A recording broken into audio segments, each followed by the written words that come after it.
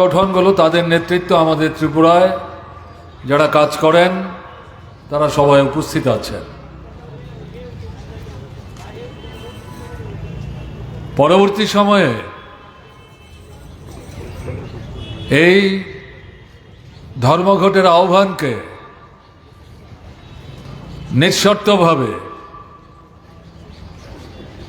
উদাত্ত কণ্ঠে সমর্থন জানিয়েছেন গত কয়েক বছরের সুদীর্ঘ লড়াইয়ের মধ্য দিয়ে গড়ে ওঠা আমাদের দেশের বৃহত্তম কৃষক আন্দোলনের সাধারণ মঞ্চ। তাদের নেতৃত্বেরও এই সভায় উপস্থিত আছেন। আপনারা যারা উপস্থিত হয়েছেন, মিছিলে হেঁটেছেন বা যারা মিছিলে হাঁটেননি কিন্তু দূর থেকে দাঁড়িয়ে দোকান পাশায় বসে আমাদের কথা শুনবার চেষ্টা করছেন, আপনাদের মধ্যে যারা বয়োজ্যেষ্ঠ, আমার সমবয়সী এবং অনুজ, সকলকে প্রীতি ও শুভেচ্ছা জানিয়ে সংক্ষেপে দু চারটি কথা আমি বলবো। আমার আগে 4-5 বক্তা কথা বলেছেন। স্বাভাবিক কারণেই তারা এই ধর্মঘটের যে মূল বিষয়গুলো সেগুলো উল্লেখ করার চেষ্টা করেছেন, আমি সেদিকে যাচ্ছি না। যে কথাটা আমাদের বুঝতে হবে, গণতান্ত্রিক আন্দোলনে যে দেশে গণতন্ত্র আছে, ধর্মঘট সেই দেশের জনগণের নির্বাচনী সংগ্রাম বাদ দিয়ে অন্যান্য গণতান্ত্রিক আন্দোলনের ক্ষেত্রে এটা উচ্চতর পর্যায়ের গুরুত্বপূর্ণ সংগ্রামের একটা প্রক্রিয়া।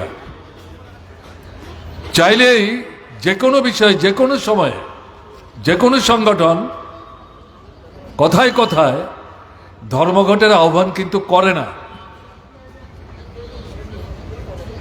যখন সমস্ত আলাপ আলোচনা, অনুরোধ, তর্ক বিতর্ক, যুক্তি, পরামর্শ এই সবগুলো যখন শেষ হয়ে যায়, আক্রান্ত যারা অস্তিত্ব রক্ষার জন্যে, অধিকার রক্ষার জন্যে, আর যখন তার সামনে কোনো বিকল্প নেই, নির্বাচনকে বাদ দিয়ে শাসক যারাই আক্রমণকে কেন্দ্রীভূত করার চেষ্টা করে, তাদের বিরুদ্ধে ধর্মঘটে যাওয়া ছাড়া তাদের সামনে বিকল্প থাকে না।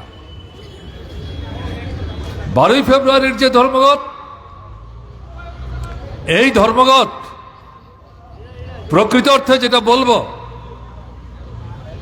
আরএসএস নিয়ন্ত্রিত বিজেপি সরকার চাপিয়ে দিয়েছে, তারা বাধ্য করছে আমাদের দেশের শ্রমিক শ্রেণী, শ্রমজীবী অংশের মানুষ তাদেরকে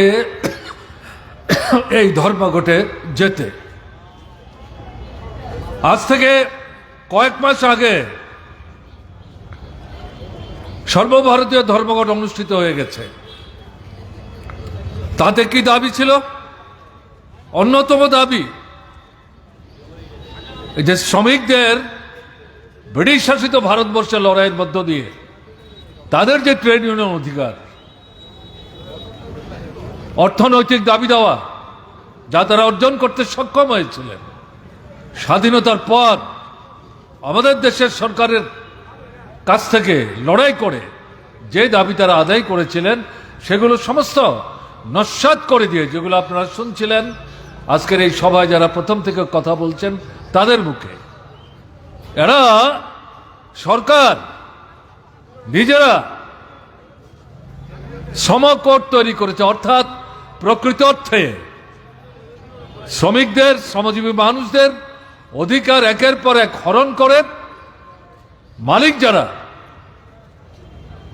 তাদের স্বার্থ রক্ষা করবার জন্য এই কোডের মধ্যে বিষয়গুলি অন্তর্ভুক্ত করেছে। এটা তৈরি করেছে বেশ কয়েক বছর হয়ে গেছে, কিন্তু কেন্দ্রীয় সরকার সময়ের জন্য অপেক্ষা করছিল কখন কিভাবে এটাকে বাস্তবায়িত করা যায়। এরই প্রতিবাদে আজ থেকে কয়েক মাস আগে কিন্তু ভারতবর্ষে ধর্মঘট হয়ে গেছে। যে ট্রেড ইউনিয়নগুলো 12ই ফেব্রুয়ারি ধর্মঘট ডেকেছে, তারাই এই ধর্মঘট আহ্বান করেছিলেন। বিশেষ করে শ্রমজীবী অংশের মানুষ এই ধর্মঘটে সামিল হবেন, তাদের কাছ থেকেই প্রত্যাঘাত যাতে সংগঠিত করা হয়, এটাই ছিল আহ্বান। হিসেব করে দেখা গেছে সেই ধর্মঘটে ভারতবর্ষের প্রায় 30 কোটি শ্রমজীবী অংশের মানুষ সরাসরি সেই ধর্মঘটে অংশগ্রহণ করেছিলেন। দাবি কি? শ্রমকোড কার্যকরী করা যাবে না, বাতিল করো। কেন? যে মালিকের সঙ্গে শ্রমিকের দর কষাকষির কোনো অধিকার এই শ্রমকোটের দৌলতে থাকবে না। আর যেখানে মালিক আছে সেখানে শ্রমিক থাকবে, যেখানে শ্রমিক থাকবে সেখানে মালিক থাকবে। মালিক চাইবে শ্রমিককে ঠকাতে, আর শ্রমিক চাইবে মালিকের কাছ থেকে অনিচ্ছুক হাত থেকে লড়াইয়ের মধ্য দিয়ে তারা তাদের অধিকার আদায় করবে। এটা স্বাভাবিক, এটা আদি অনাদিকাল থেকে চলে এসছে। এই শ্রমকোডের মাধ্যমে এই অধিকার হরণ করে নেওয়া হচ্ছে এবং এটাকে প্রতিবাদ করা হয়েছে। কাজের জায়গায় নারী পুরুষ একসাথেই কাজ করেন, মহিলাদের কাজের জায়গায় একটা সুস্থ স্বাভাবিক পরিচ্ছন্ন পরিবেশ এবং পুরুষদের জন্য কাজের সুস্থ স্বাভাবিক পরিবেশ, এটা নিশ্চিত করার দায়িত্ব কার? মালিকদের। যার কলে কারখানায় শ্রমিকরা কাজ করেন বা অফিসে আদালতে কাজ করেন, এই অফিস আদালতের দায়িত্ব যাদের হাতে, সরকার বলুন অন্যান্য প্রতিষ্ঠান বলুন, এটা তাদের দায়িত্ব। এটা নিয়ে কথা বলা যাবে না। এই শ্রমকোডে এই বিষয় বাতিল করে দেওয়া হয়েছে। এগুলো নিয়ে কিছু কথা বলার চেষ্টা করলে শ্রমিকদের বিরুদ্ধে ব্যবস্থা নেওয়া হবে। সবচেয়ে বড় যে বিষয়, যেটা আমাদের রঘুনাথ সরকার বলবার চেষ্টা করেছিলেন, ওই মে দিবসের আন্দোলনের ইতিহাস তার প্রেক্ষাপট সংক্ষেপ উল্লেখ করে সারা পৃথিবীতে যেটা গৃহীত হয়েছে, 24 ঘন্টার মধ্যে 8 ঘন্টা শ্রমিক কর্মচারী কাজ করবে, 8 ঘন্টা তারা বিনোদন করবে, আর 8 ঘন্টা তারা বিশ্রাম করবেন। এই বিশ্রামের পর নূতন প্রভাতে জীবনের শক্তিতে পরিপক্ক হয়ে তারা আবার নূতন করে কাজে ঝাঁপিয়ে পড়বেন। এটা স্বীকৃত।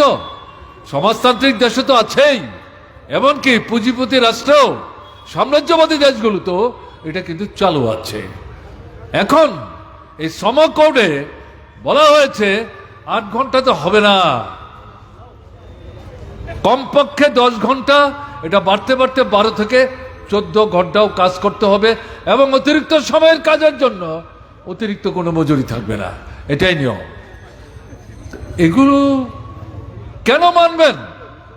এগুলো কোনো মতেই কার্যকরী করা যাবে না। তার জন্যই শ্রমকোড বাতিল করো, অধিকার রক্ষা করো। এবং এই দাবিতে আজ থেকে কয়েক মাস আগে যে ধর্মঘট, তাকে সরকারকে সতর্ক করা হয়েছিল, যদি এটা কার্যকরী করার চেষ্টা করো, সারা ত্রিপুরায়, সারা ভারতবর্ষে আগুন জ্বলবে। দেখা গেল এই সরকার যদিও এককভাবে গত লোকসভার নির্বাচনে সংখ্যাগরিষ্ঠতা অর্জন করতে পারেনি, দুটো ক্র্যাচের উপর দাঁড়িয়ে আছে। সেই বিহারের যিনি মুখ্যমন্ত্রী তার যে দল, আর অন্ধ্রপ্রদেশের যিনি মুখ্যমন্ত্রী তার দল, এরা দল পাল্টো। যখন যে কোনো সময় যে কোনো দলের সঙ্গে তারা যুক্ত হতে পারেন। এখন তারা তাদের সুবিধা বুঝে এই সরকারটাকে বাইরে থেকে সমর্থন করছেন এবং তাদের কাঁধে ভর দিয়ে এই সরকারটা চালাচ্ছে। এবং এই সরকার বুঝতে পারছে তাদের ভবিষ্যৎ কিন্তু অনিশ্চিত। তাই এই থাকতে থাকতেই তাদের উপর চাপ সৃষ্টি করছে কর্পোরেটরা। আমাদের স্বার্থ রক্ষা করার জন্য শ্রমিকদের যে অধিকারগুলি শ্রমিকরা এতদিন ভোগ করছিল, এগুলো হরণ করবার জন্য তোমরা যে কোড তৈরি করেছো আমাদের সঙ্গে পরামর্শ করে, এটাকে কেন কার্যকরী করছো না? তাই এই চাপের মুখে পড়ে কেন্দ্রের সরকার এই কোড চালু করার জন্য পদক্ষেপ গ্রহণ করেছে। অলরেডি এটা নোটিফাইড হয়েছে। এই পরিস্থিতিতে শ্রমিকদের সামনে, শ্রমজীবী মানুষের সামনে আর তো কোনো বিকল্প পন্থা নেই। কথাবার্তা তো এই সরকার শুনতেই চাইছে না। কাজে এই পরিস্থিতিতে আলাপ আলোচনার সময় শেষ। কাজে এখন সময় প্রত্যাঘাতের, এবং এই প্রত্যাঘাত যারা আক্রান্ত, যারা বিপর্যস্ত, জাত ধর্ম বর্ণ সম্প্রদায় নির্বিশেষে ঐক্যবদ্ধভাবে এই আক্রমণকারী সরকারটার বিরুদ্ধে প্রত্যাঘাত হানবার জন্য রাস্তায় নামতে হবে। এই ভাবনা থেকেই 12ই ফেব্রুয়ারি এই সাধারণ ধর্মঘটের ডাক সারা ভারতবর্ষের মানুষের সামনে দেওয়া হয়েছে। সরকারটা চালাচ্ছে কারা? আরএসএস এর নিয়ন্ত্রণে আমাদের দেশের বড় বড় যে পুঁজিপতি, একচেটিয়া পুঁজি, তাদের নেতৃত্বে সাধারণ যারা পুঁজিপতি তারা এবং বৃহৎ ভূস্বামী যারা হাজার হাজার বিঘা জমির মালিক, এদের সম্মেলনে এবং এর সাথে হচ্ছে সাম্প্রদায়িক শক্তি,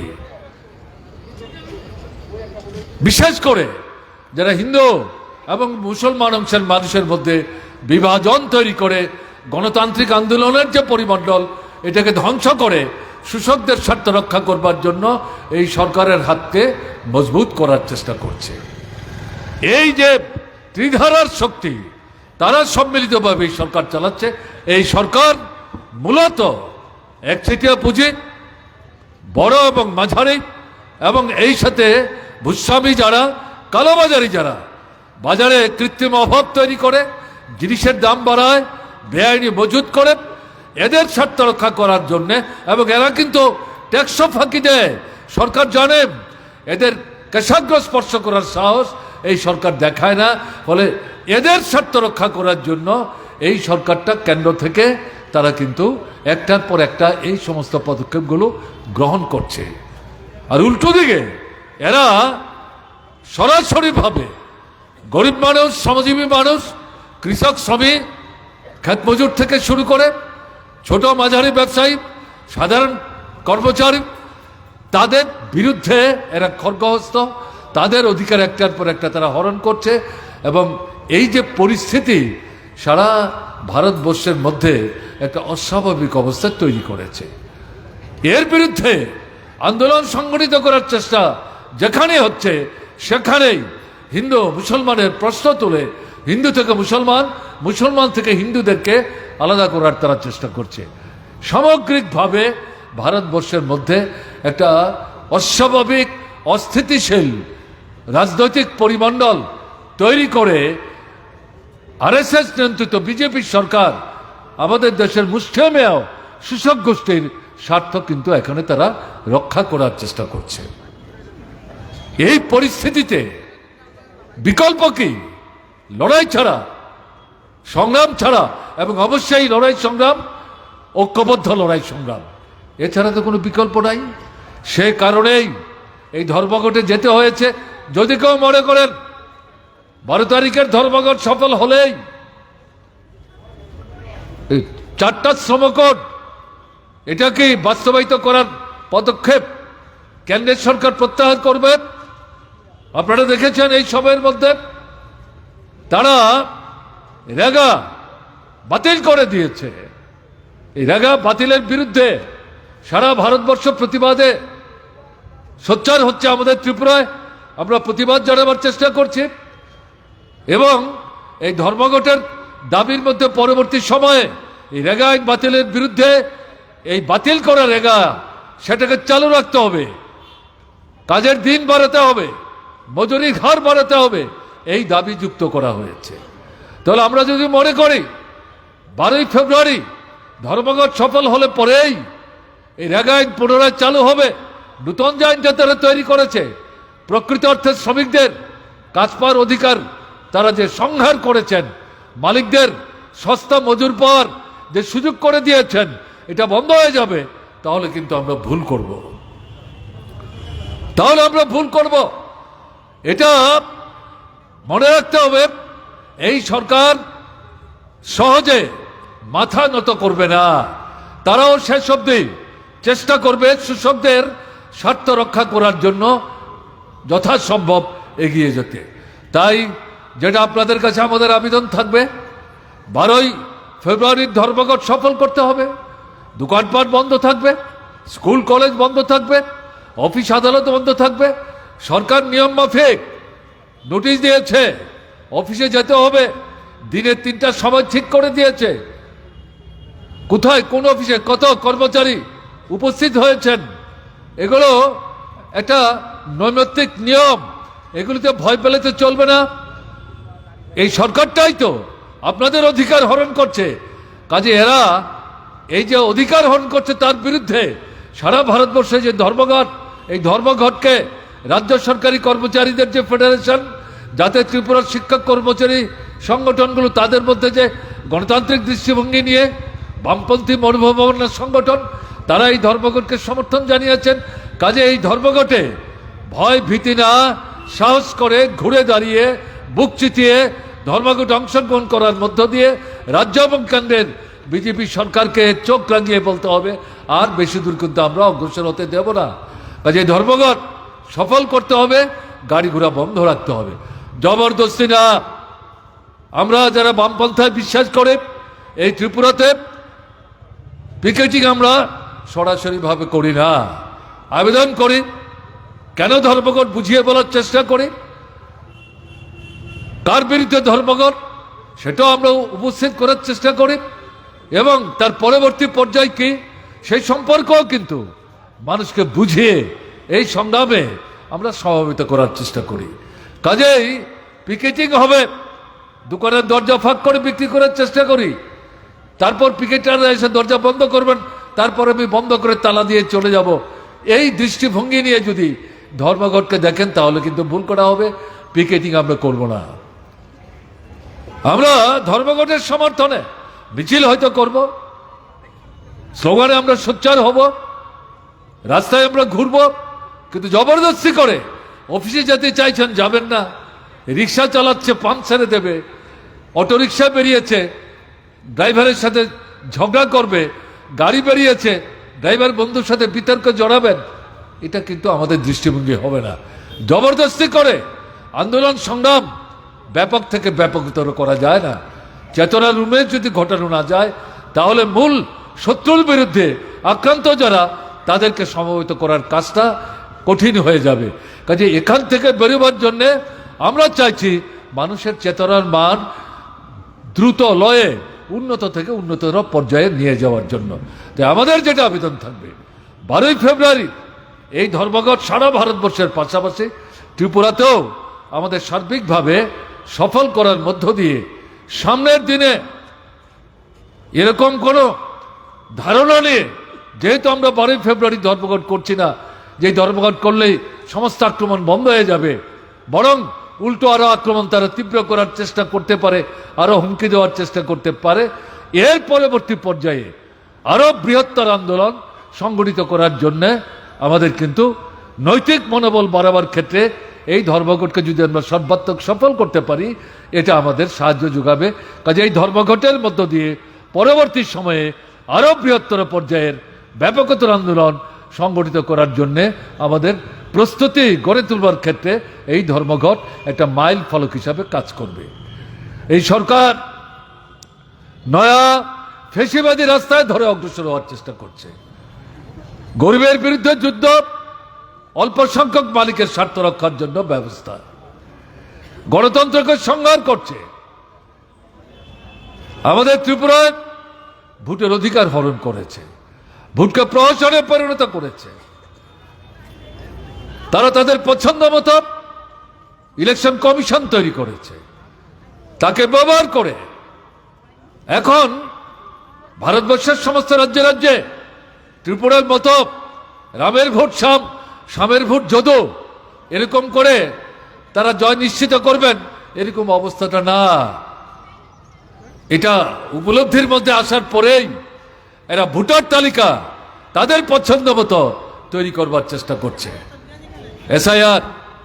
এবং এতে কি বিহার দিয়ে শুরু করে আমরা তখন বামপন্থীরা এবং যে ট্রেড ইউনিয়নগুলি আজকে ধর্মঘট ডেকেছে, তারাও তাদের মঞ্চ থেকে সেদিন বলবার চেষ্টা করেছে এই এসআইআর এর নামে প্রকৃত অর্থে শাসক বিজেপি এবং তার সহযোগী যারা, তারা যাতে ক্ষমতায় টিকে থাকতে পারে, ক্ষমতায় ফিরে আসতে পারে, তার জন্য তাদের অপছন্দের যারা, তাদের নাম ভোটার তালিকা থেকে বাদ দেওয়া, আর তাদের পছন্দের লোক ভোটার হওয়ার অধিকার না থাকলেও যে কোনো পদ্ধতিতে তাদের নাম ভোটার তালিকা অন্তর্ভুক্ত করার জন্য তারা এই পদ্ধতি নিয়ে অগ্রসর হওয়ার চেষ্টা করছে।